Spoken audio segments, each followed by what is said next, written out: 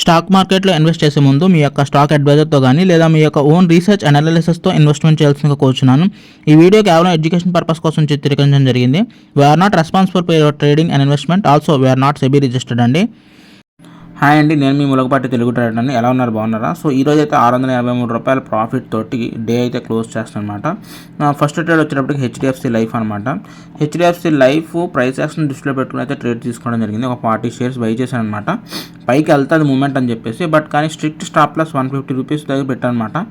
So 146 వరకు వచ్చింది. నేనే ఇంకా సర్లే వద్దులే, ఇంకా 146కి 150కి ఇంకేం తేడా ఉందని నేను ఎగ్జిట్ చేస్తాను కానీ, బట్ ఎనీహౌ అది నాకు సరిగ్గా సెట్ అవ్వలేదన్నమాట. బట్ ఇంకా లాస్ట్ తీసుకుని ఎగ్జిట్ అయ్యాను. తర్వాత నెక్స్ట్ వచ్చేటప్పటికి క్రూడ్ ఆయిల్ అయితే ట్రేడ్ తీసుకోవడం జరిగింది. క్రూడ్ ఆయిల్లో ప్రైస్ యాక్షన్ దృష్టిలో పెట్టుకుని తీసుకున్నాను అనమాట. ప్రాఫిట్ వచ్చింది, ₹830 ప్రాఫిట్ వచ్చింది, సెట్ అయిపోయింది అనమాట.